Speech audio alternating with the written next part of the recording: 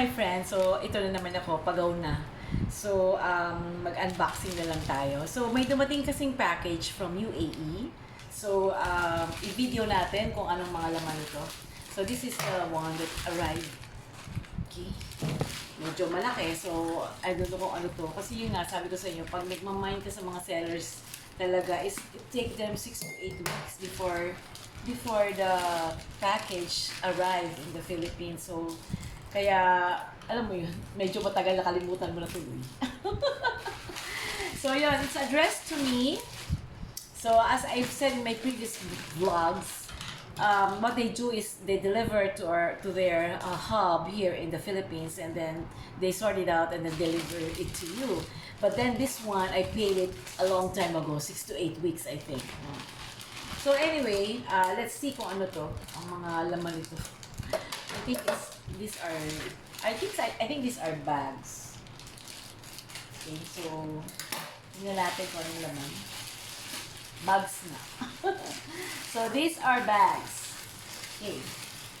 So tingnan natin kung anong klaseng mga bag ere. Okay. Merong may dust bag, merong wala. So anyway, okay. So this is the first bag, 9 West. Okay. This is the first bag. In fairness, maganda naman siya. Okay, so this is the first bag. Marked 9 West. Yan. Okay? Huwag na natin ano, kasi parang, ang bag naman usually ganito lang. Tapos meron lang siyang sling, ganon. Bibenta ko to. Siyempre, kailangan natin kumita. Diba? Hoping na magbenta ko kasi nga wala akong oras magbenta. So this one is the other bag. May mga shining, shimmering, splendid. Okay? So this is the bag.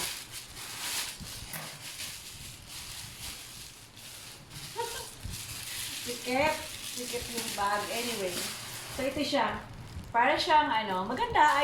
This one I like.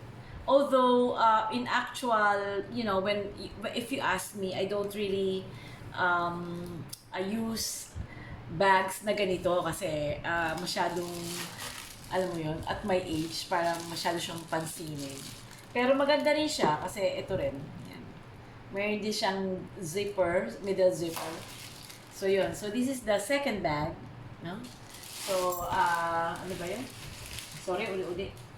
So, this is the first bag, pink one, and then this one is the second bag, which is the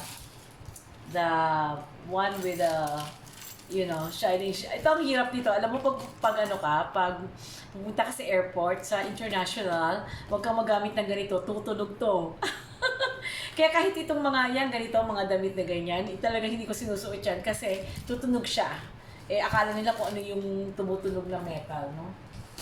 Ang ano pa naman yan, titignan ka ng mga kapasahero mo. Eh, naku, mag-solo traveler kaya ako, di ba? Kaya parang pulang-pula na ako. Pero hindi ako natatakot. Kaya lang, yun nga, namumula lang talaga ako. Kasi, alam mo yun, on another country and that tumunog lang dahil sa damit mong may bling-bling. Di ba maraming mga damit ngayon na may mga bling-bling?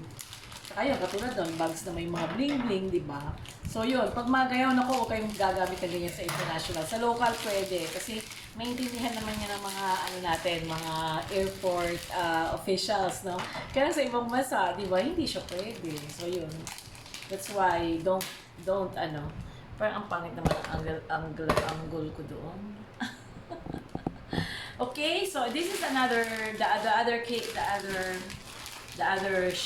ano, supot.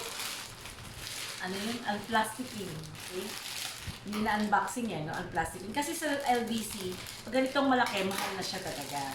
So, hindi katulad sa maliliit. Yung 1 kilo, 1 box, 3 kilos na small box is only 95 COP mura. Kala ko floral, hindi pa. Anyway, so this is another, hilig talaga ako sa mga itong kulay. Meron siyang twilly, okay? So para siyang, ang tawag dito is Alma bag, kasi merong Louis Vuitton na, di ba, na Alma bags, no? So, yung, ano ba yun? Naku, ayoko mag-ano kasi hindi ako expert sa Louis Vuitton. At naku, Diyos ko po, ewan ko kung kailan ako magkakaroon ng Louis Vuitton na totoo. The bag, na handbag, okay? Someone gave me a traveling bag though, from Italy. I'm so grateful to you, darling. Hi, nako, my friend, I miss you. I will go to your bukid. So, yon. This one is an Alma bag. And then, this one is the fourth bag. Pare-pareho siya ng kulay.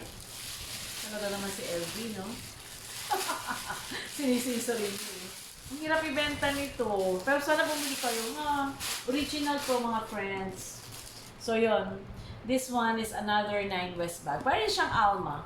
Maganda lang sa Nine West, kaya gusto ko siya. Kasi malambot siya. Yung madali siyang dalhin. Yung, di ba may mga bag na ano, sige sasabihin ko na, Guess bags, di ba? Ang bigat-bigat. Wala pang laman, ang bigat na. No?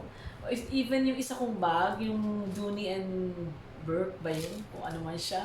Ang bigat siya, no? But this one is very light. May laman pa siyang ano. So, yan. Parang siyang Alma. Pero ito. Okay? So, in summary, this is what I bought from one fab shop, actually. So, the first is, these are all Nine West. Hindi lang, gusto ko, basta naniniwala lang ako sa mga Nine West na bag. Simple lang siya, hindi siya mabigat dalhin, but at the same time quality, no? Siya para siyang Charles and Keith, no? So this one is a pink Nine West, and then this one is again another, this one is the Shining Shimmery Splendid. So far, ito yung pinakamaganda dito sa batch na to. I like it, no? And then this one is again parang Alma bag from one fab shop. And of course, this one is another, ito talaga yung parang Alma bag, no? Yan. Yung ganyang hugis, no? Kasi di ba merong epi sa Louis Vuitton, at saka, basta ang dami kasing model doon, hindi ko maalam. Di ba? So yun, hoping that when I go to Japan, kahit pre-love man lang, makabili man lang ako. Di ba? Pero parang hindi, sayang naman ang pera doon, no? Anyway, so that's those are my hauls right now. These are all what I bought from one fab shop, no? The store is owned by Grace from Abra, and then she had a negosyo there. And then the title is the name is One Fab Shop. It's actually in UAE. Hindi ko alam kung ano yun. Basta, hindi siya Dubai. Ibang parte. Anyway, God bless you, and thank you for binili. So kung sino gusto bumili ng Nine West bags, I will give it to you at a very cheap price. Kilalan mo ako. Hindi ako nagkakahin ng kapo. Di ba? So, bilhin nyo na lang to. Okay? Kasi pare-pareho. Isa lang ang kukunin ko dito. Okay? So, rest assured naman that it will go to a good cause. Hindi ko siya ibibili ng luho. Okay? It will go to a good cause. Okay? God bless you, and that is good all the time, friends. God bless, Mama.